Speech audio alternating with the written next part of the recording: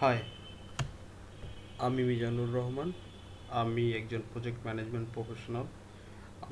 আমি যখন পিএমপি এক্সামের অ্যাপ্লিকেশন করেছিলাম, আমি নিজেও কিছু কনফিউশনের মধ্যে ছিলাম।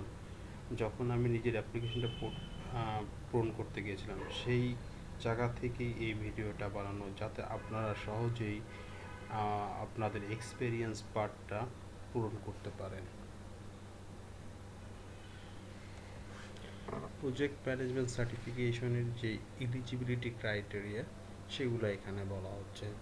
যারা আমরা নন গ্র্যাজুয়েট বাট আমরা পিএমপি এক্সাম দিতে চাচ্ছি, তাদের দরকার 5 years এক্সপেরিয়েন্স এবং উইদিন 5 years তাদেরকে 7,500 ঘন্টার প্রজেক্ট ম্যানেজমেন্ট এক্সপেরিয়েন্স দরকার হবে।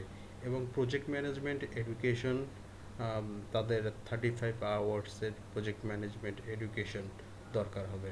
যারা গ্র্যাজুয়েটস, তাদের দরকার 3 years প্রজেক্ট ম্যানেজমেন্ট এক্সপেরিয়েন্স এবং 4,500 ঘন্টার প্রজেক্ট ম্যানেজমেন্ট এক্সপেরিয়েন্স। তাদের তাদেরকেও অলসো রিকোয়ার্ড 35 আওয়ার্স পিডিইউ। দেন আমি এখন বলতে চাচ্ছি যে কিভাবে এই প্রজেক্ট এক্সপেরিয়েন্সটা আমরা আমাদের যে অ্যাপ্লিকেশনের মধ্যে প্রজেক্টের যে এক্সপেরিয়েন্সটা লিখতে হয়, সেটাকে আমরা কিভাবে দেখাবো। এখানে আমি 3টা প্রজেক্ট রাখছি। 3টার মধ্যে প্রথমটা হলো কি implementation and ERP in a manufacturing company. 2 নম্বর প্রজেক্টটা হলো project for a marketing campaign for a new product. And 3 নম্বরটা হলো কনস্ট্রাকশন এ 10 floor বিল্ডিং, মানে 10 তলা একটা বিল্ডিং। কারণ এখানে আমি 3 ধরনের প্রজেক্ট রাখছি, কারণ এতে প্রজেক্ট ম্যানেজমেন্ট কাজ করে বা এই পরীক্ষায় অ্যাটেন্ড করতে চায় তারা maybe they can come from IT industry, they can come from the construction also they can come from the business. So that's why I keep 3 different types of project. First we have to decide when the project is going started and when the project is finished. Then the duration is coming here, the total duration of that project and how many days in that project. Then I also try to calculate the how many working days in between this time frame, between that project start and end date.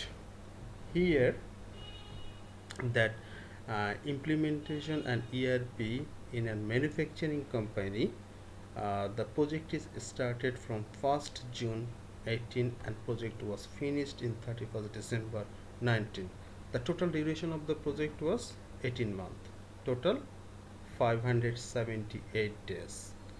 So আমি এখানে আসলে total duration working day ক্যালকুলেশনটা করেছি হলো গিয়ে এখান থেকে যে নন working ডেগুলো আছে সেগুলোকে এখান থেকে বাদ দিয়েছি। টোটাল 335 ওয়ার্কিং ডেজ, মানে 335 ওয়ার্কিং ডেজ। এখানে প্রতিটা ওয়ার্কিং ডেসে যদি 8 আওয়ার্স দিয়ে গুণ করা হয়, তাহলে আসতেছে আমার 2,680 ঘন্টা। The second project is similarly like same. এই প্রজেক্টটা শুরু হয়েছিল 1st January 18 এবং প্রজেক্টটা শেষ হয়েছে 25 May 18. The duration was 4 months. Total working days was there.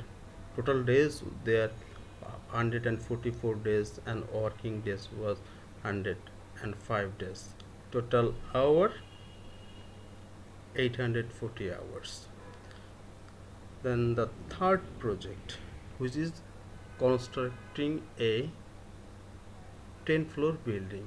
That project was started 2nd February 16 and it was finished 20 December 17. The duration of that project was 22 months. Total days in that project was 687 days and working days was about 400. So total duration in hour was 3,200. তো এখানে এক্সপেরিয়েন্সের total আসতেছে গিয়ে 6,720 ঘন্টা। That means who already complete the graduation, if they have this much uh, experience, then they can sit for the exam, because the minimum requirement is the 4,500 hours. Then আমরা পরের ইসে যাব কিভাবে এই প্রজেক্ট এক্সপেরিয়েন্সটাকে আমরা প্রজেক্টের মধ্যে ডিস্ট্রিবিউট করব সেটা দেখব। এখন প্রজেক্টের আমরা জানি প্রজেক্টের 5টা ফেজ থাকে।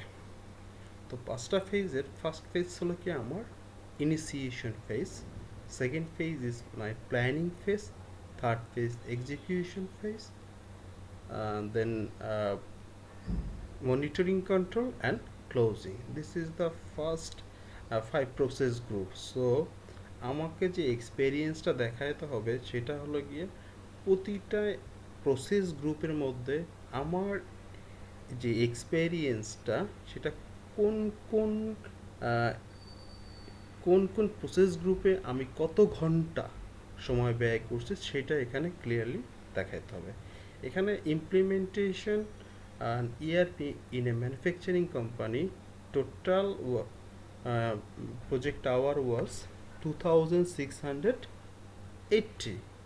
তো ওটার থেকে 230 ঘন্টা আসছে আমার ইনিশিয়েশনে, 470 ঘন্টা আমার আসছে প্ল্যানিংয়ে, 600 ঘন্টা এক্সিকিউশনে, 1200 ঘন্টা মনিটরিং অ্যান্ড কন্ট্রোল, ক্লোজিংয়ে 180 ঘন্টা।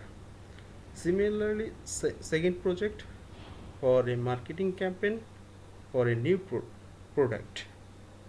তো এটা টোটাল ডিউরেশন ইন আওয়ারে ছিল, প্রজেক্টের ডিউরেশন আওয়ারে ছিল 840 ঘন্টা। এই 840 ঘন্টাকে আমরা যখন এই 5টা প্রসেস গ্রুপে ডিস্ট্রিবিউট করে দেব, যেমন এখানে আমি দিয়েছি 80 আওয়ার্স ইন ইনিশিয়েশন, 150 আওয়ার্স প্ল্যানিংয়ে, এক্সিকিউশনে 200 ঘন্টা, মনিটরিং অ্যান্ড কন্ট্রোলে 350 ঘন্টা এবং ক্লোজিংয়ে দিয়েছি 60 ঘন্টা, 60 আওয়ার্স। যদি আমরা 3 নম্বর প্রজেক্টটা দেখি, কনস্ট্রাকশন এ 10 ফ্লোর বিল্ডিং, এখানে ইনিশিয়েশনে রাখা হয়েছে 250 ঘন্টা, প্ল্যানিংয়ে রাখা হয়েছে 500 ঘন্টা, এক্সিকিউশনে 750 ঘন্টা, মনিটরিং কন্ট্রোলে 1500 ঘন্টা এবং ক্লোজিংয়ে রাখা হয়েছে 200 ঘন্টা। সো আমরা যখন আসলে আমাদের যে এক্সপেরিয়েন্সটা থাকবে তখন এটাকে টোটাল এক্সপেরিয়েন্সকে আমাদের প্রজেক্টে যে প্রসেস গ্রুপ আছে, 5টা প্রসেস গ্রুপ আছে, সেই অনুযায়ী আসলে এটাকে ডিস্ট্রিবিউট করে দিতে হবে। দেন কিভাবে আসলে বেসিক্যালি আমরা আমাদের যে ওয়ার্ক এক্সপেরিয়েন্সটা আছে সেটা লিখব। আসলে আমরা অনেক সময় যখন অ্যাপ্লিকেশনটা লিখি তখন আসলে আমরা বুঝতে পারি না আসলে কিভাবে লিখব, আসলে কি লেখা উচিত, কিভাবে লিখবো, আমরা একটু কনফিউজড হয়ে যায়। ওই জায়গা থেকে আমি বলছি আমাকে আসলে সবসময় লিখতে হবে মানে আমি কি করেছি, আমার কি ধরনের অ্যাক্টিভিটিসের মধ্যে ইনভলভমেন্ট ছিল প্রজেক্টের ইনিশিয়েশনে, প্ল্যানিংয়ে, মনিটরিং এক্সিকিউশন, মনিটরিং কন্ট্রোল এবং ক্লোজিং যে প্রসেস গ্রুপগুলো আছে এই প্রসেস গ্রুপগুলোর মধ্যে। তো আমি সবাইকে বলবো যাতে সবসময় লেখা হয় এইভাবে যে আমি as a I, always you have to start the sentence using the word I. Since আপনারা যদি এখানে দেখেন আমি লিখছি as a project manager during the initiation phase I was developed project charter and initial stakeholder register. As a project manager, we have to do these 2 activities in the initiation phase of the project. Also prepare project management plan with along other project management plan like scope management plan, risk management plan, communication management plan, stakeholder management plan. Then as a project manager, we have to facilitate a number of requirement gathering session, where we are collecting the requirement from our customers. During the monitoring and control, I also did the variance analysis. Based on that, I took the corrective and preventive action. I create a project status report and communicate to the stakeholders according to the communication plan. I also collect the uh, the learnings during the project life cycle for future use use during the closing phase. I also release the project team members. এখানে আপনারা যদি দেখেন, এখানে প্রতিটা সেন্টেন্সের শুরুতে বলা I I word I use করেছে, মানে এখানে বোঝানো হচ্ছে যে আমি অ্যাজ এ প্রজেক্ট ম্যানেজার এই প্রজেক্টের মধ্যে আমার কি অ্যাক্টিভিটিস ছিল, আমি কোন ধরনের অ্যাক্টিভিটি পারফর্ম করছি, এটা বোঝাইতে হবে বেসিক্যালি। হ্যাঁ, আমার মনে হয় এইভাবে যদি আমরা লিখতে পারি, যদি এটা আসলে রিভিউতে কোনো ধরনের প্রবলেম হওয়ার কথা না। আসলে ওরা এইভাবেই চায় যাতে আমাদের as a project manager, as a প্রজেক্টে আমার কি অ্যাক্টিভিটি ছিল, আমি কি করেছিলাম, সেটাই আসলে তারা জানতে চায়। আমার মনে হয় এখন আপনারা এই ভিডিওটা দেখে আপনাদের যে অ্যাপ্লিকেশন আছে, অ্যাপ্লিকেশনের যে এক্সপেরিয়েন্স পার্টটা আপনারা ইজিলি পূরণ করতে পারবেন। Thank you for watching this video.